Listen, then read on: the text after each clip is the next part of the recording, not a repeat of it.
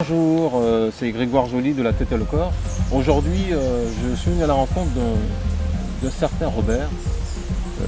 Robert qui fait de l'huile de coco et aussi de l'huile de carapate, comme on dit, de carapate comme on dit en Guadeloupe.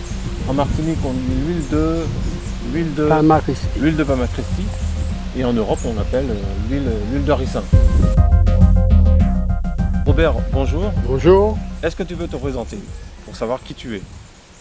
Oui, c'est que j'ai été élevé ici, de mon jeune âge.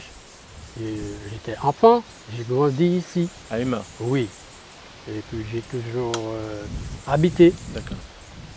Et puis je suis là avec le temps. D'accord. Oui. Et on dit qu'Aimé Césaire a vécu à Oui, Emma. oui, c'est que j'ai connu ça un peu tard, puisque ça ne veut même pas, puisque c'est disons un certain temps, dans les années 90 à peu près, j'ai appris que Césaire c'était un monsieur de Bassouin, de Emma, mais j'étais pas au courant. J'étais pas au courant, je ne savais pas. Emma justement où il y a eu beaucoup de cultures. Oui, il y a la banane, il y a eu des ananas et la canne. Et donc toi tu t'es intéressé aux huiles. En Oui. particulièrement l'huile de Palma Christi. Dis-moi pourquoi tu t'es intéressé à cette huile? C'est que ma mère, c'est une indienne. On dit que l'huile de Palma Christi, ça vient de l'Inde. Mais je ne sais pas trop, hein. C'est pas confirmé, puisque les Caraïbes, les Arawaks en faisaient. Alors je ne peux pas dire, puisque eux, ils sont venus avant les Indiens. Les Indiens à la Martinique.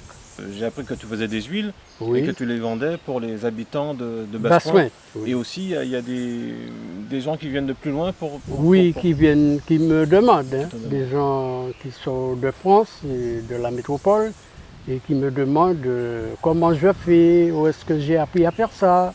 Je dis, ça c'est venu comme ça, j'ai pas appris à faire. Hein. Alors là, je leur donne un produit naturel, qui n'a pas de chimique. Ouais. Un produit sain. Sain. Et puis bio. Oui, bio sain.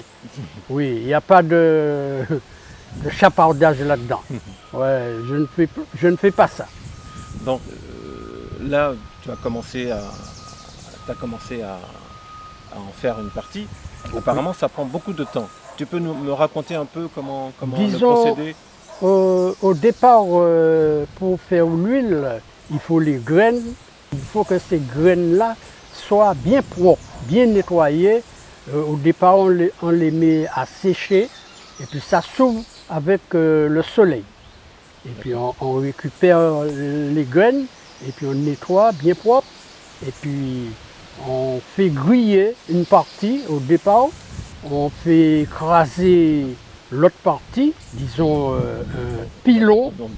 un pilon ou bien une hachoir, quelque chose, mais pas moulinex, hein, parce que non, ça c'est pas bon. Et puis après, on met à bouillir, disons selon la quantité, une petite quantité, ou bien on peut faire même 10 kg de graines. Ah oui. Oui. Donc, sur 10 kg de graines, combien de graines? Parce que tu m'as dit qu'il faut mettre des graines à rôtir. À rôtir, à griller, ouais. Donc, sur 10 kg à peu près, combien de graines que tu veux mettre à rôtir? Pour 10 kg, on peut mettre 1 kg. D'accord. 1 kg, la majeure partie, c'est 1 kg. D'accord. Ouais, disons, si tu fais 5 kg de graines, tu fais griller la moitié d'un kilo, on dit 500 grammes. 500 grammes. Et, ouais. Et pourquoi on fait griller une partie de... Ça, c'est pour la couleur de l'huile et puis l'odeur. D'accord. Ça donne l'odeur à l'huile. Parce que, ouais, si tu ne mets pas ces machins-là, tu n'as pas d'huile, hein, ça ressemble à de l'huile de coco. Ah oui. Ouais, c'est d'une couleur et puis ça n'a pas d'odeur. D'accord. On ne peut pas dire que c'est de l'huile de Palma Christi. Effectivement, parce que l'huile de ricin n'a pas d'odeur, il est transparent. La suite, c'est mettre à bouillir, ça dépend. Il faut avoir un feu qui est assez vaste. Conséquent. Ouais. Alors là, Il faut faire, moi de toutes les façons, j'ai toujours fait sur du bois. D'accord. Oui, parce que je suis de la campagne, il y a du bois partout, je vais chercher et puis je fais sur du bois. Mais si quelqu'un veut faire de l'huile, cette personne n'a qu'à chercher les graines et puis se nettoyer et puis faire sur les gaz à 3 pattes. Il faut avoir un peu de volonté. Parce que c'est très long, apparemment la préparation est très longue. Oui, ça dure même 3 jours. Hein. Ah oui, quand même. Et ça dépend de la quantité de graines qu'on a. Parce que si quelqu'un a 2 kilos, 3 kilos, ça va lui donner l'huile dans la journée. D'accord. Mais s'il veut faire plus, alors là, ça va durer plus longtemps. D'accord.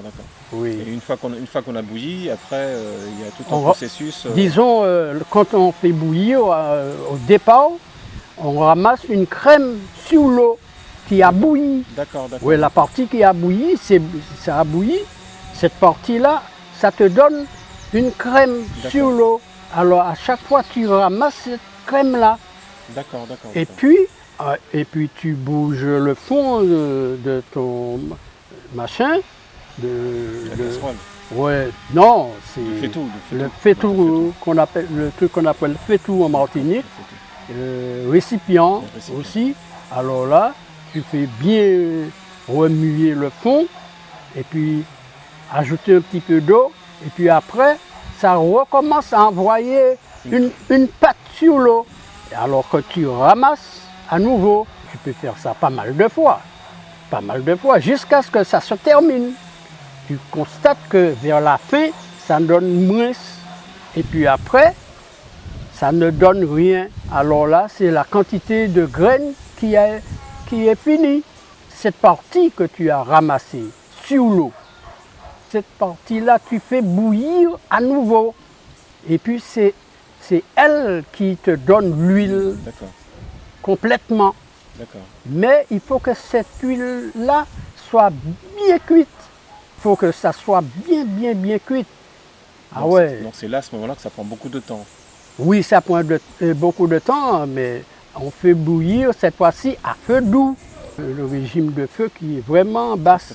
Et une fois que ça a bouilli, une fois que c'est prêt, et là tu mets en bouteille. Ouais, tu fais refroidir. Il faut laisser refroidir. Oui, normalement. Et bien là, on peut mettre en bouteille à ce moment-là, mais en bouteille, en verre. Je vais couper au montant. Ouais. Je vais couper au montant. Oui. Manquez voir plus tard. Ok. Alors, je te dis que normalement, il faut prendre du temps. Du temps au temps, puisque normalement, rien ne se passe comme ça. Hein. Tu connais les vertus de l'huile de oui. Auparavant, les gens d'avant, les grandes personnes d'avant qui sont morts, même ceux qui sont vivants, qui ont 90, ils connaissaient très bien. Mais ils n'ont pas donné. Ils n'ont pas laissé de traces. C'est que là, la pharmacie dit ceci, celui-là, et puis de gauche à droite. Mais moi, je sais que c'est bon pour les cheveux. Disons, on a quelque chose qui se fait mal. Alors là, cette personne a du mal au dos. Et puis peut faire un massage avec l'huile. Mon truc, c'est de faire de faire l'huile. L'huile seulement, ouais. Je ne connais pas trop. Il me demande, mais je dis, bon, je sais pas, c'est plutôt pour les cheveux. Mais disons, les grandes personnes connaissaient très bien. Par rapport à mes connaissances, d'après ce que j'ai appris, par rapport à ce que j'ai lu, l'huile de Pama-Christi, donc l'huile de ricin, est bon surtout pour les reins. Quand on a un problème de rein, un problème de foie, on fait un cataplasme le soir et on met une sorte de bandeau. Ça, en général, c'est fait pour décongestionner quand on a le mal. Le mal, oui, c'est vrai. Ça, quand on a mal à la gorge, on peut aussi pareil mettre pareil. Sur tout le corps. Tout le corps. Sur tout le corps. Sur tout le corps, là, on a mal. Parce que c'est un produit qui est vraiment efficace. Très efficace. Oui, très efficace. Mais c'est que les gens de maintenant, ils apprennent à connaître les plantes machin médicinales, des trucs, je ne sais pas, qui ont disparu. Qui ont disparu. Ouais, ils disent si j'avais ça, si ceci, si cela. Mais auparavant, dans les années 70, 80, ils avaient mis ça sur le côté. Mais justement, à quelle époque que tu as commencé à faire de l'huile? J'ai commencé à faire l'huile depuis 80. En 1980, j'étais vraiment jeune à cette époque-là. J'ai demandé à quelqu'un, la personne m'a dit c'est pas facile à faire ça. Et il faut être sain, parce que ça ne réussit pas comme ça. Ouais, parce que tu m'as parlé de lune par rapport oui, la lune, c'est que il y a les quartiers de lune. Mais moi, j'ai toujours fait mon huile soit 3 jours avant la nouvelle ou 3 jours après. D'accord. Ouais, c'est la nouvelle lune. Mais si tu fais à n'importe quelle lune, ça échoue. Hein. Oui, parce que je me souviens, oui. Je sais que certaines personnes travaillent beaucoup avec la lune. Oui. Même les pêcheurs. Oui, ils vont à la pêche, oui. Par rapport à la lune. Oui, c'est vrai, ça joue un grand rôle. Mais disons, pour quelqu'un qui fait la plantation, des choux de Chine, des ignames, des machins, par grande culture, il faut qu'il surveille la lune parce que ça ne donne rien. Ah, la plantation qu'il a plantée, ça, ça reste petit. Hein. Mais je sais aussi que tu es vendeur, le vendeur ambulant. Tu oui. vends certains produits. Dis-moi ce que tu vends. Des piments végétariens, des piments forts, des oignons pays, un peu de tout, du pays. Oui, des haricots verts, mais des trucs de la Martinique, des produits bio. Ce que j'ai, disons, ce qu'on a planté en Martinique, je les vends à un petit prix par rapport au service.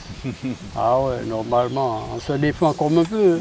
À la Martinique, il ne faut pas dormir. Hein. Ah ouais. En tout cas, je te remercie de m'avoir reçu. Oui. Je vais mettre. Est-ce que je peux mettre tes coordonnées pour que si jamais quelqu'un veut te contacter, c'est possible, oui. Je vais mettre les coordonnées de Robert en bas de la vidéo. Oui. Et puis Robert, je te remercie beaucoup. Oui. Et puis j'espère à très bientôt. De même que moi, oui. Oui. Au revoir.